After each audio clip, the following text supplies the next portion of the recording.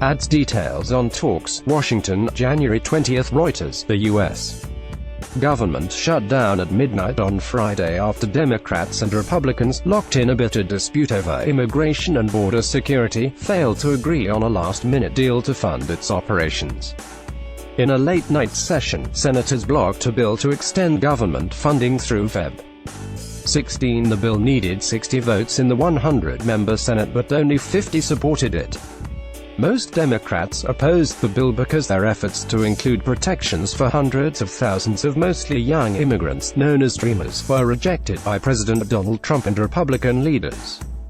Hurdle negotiations between Senate Majority Leader Mitch McConnell and Senate Democratic Leader Chuck Schumer were unsuccessful, and the U.S. government technically ran out of money at midnight.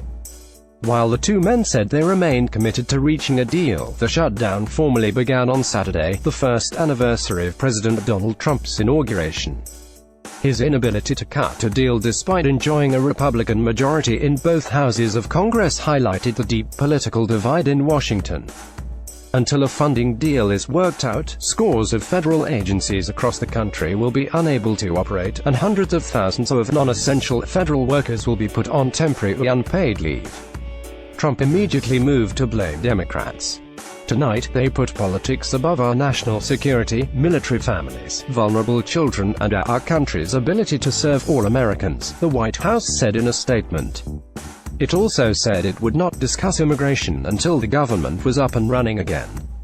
We will not negotiate the status of unlawful immigrants while Democrats hold our lawful citizens hostage over the reckless demands. This is the behavior of obstructionist losers, not legislators. In return, Schumer pointed the finger directly at Trump.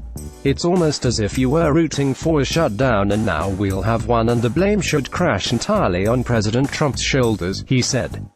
Negotiate or fight. Democratic and Republican leaders agreed to reopen negotiations on Saturday and said they were committed to getting a quick agreement. But both sides may now be even less willing to make concessions because a political defeat on the issue could be costly, especially with the control of Congress up for grabs at midterm elections later this year. The Republican-controlled House of Representatives passed a stopgap funding measure on Thursday. But Republicans then needed the support of at least 10 Democrats to pass the bill in the Senate.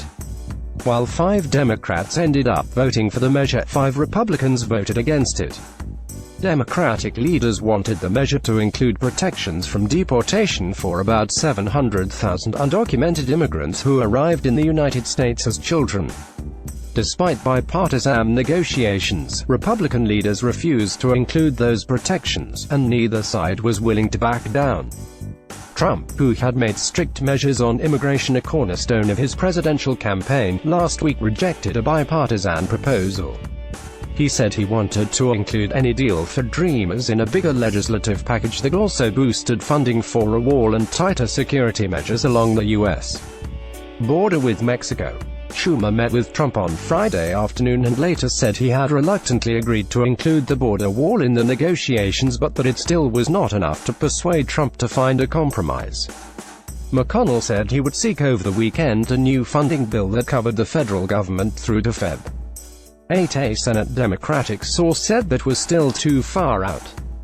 Democrats had argued for an extension of just 4 or 5 days to force both sides into serious negotiations on the immigration issue. Despite the formal shutdown, essential employees who deal with public safety and national security will keep working. That includes more than 1.3 million people on active duty in the military who will be required to work but will not be paid until funding is renewed or handled with separate legislation. Although past government shutdowns have done little lasting damage to the U.S. economy, they can rattle financial markets and undermine the United States' reputation abroad. This impasse follows a months-long struggle in Congress to agree on government funding levels and protections for Dreamers, most of whom are originally from Mexico or Central America. They were given temporary legal status under the Deferred Action for Childhood Arrivals program started by former President Barack Obama. In September, Trump announced he was ending the program and gave Congress until March 5 to come up with new legislation. Efforts to do that have so far failed, so Democrats tried to get it done by linking a deal to funding of the federal government. Additional reporting by Roberta Rampton and Jim Oliphant. Writing by Kieran Murray. Editing by Leslie Adler and Michael Perry.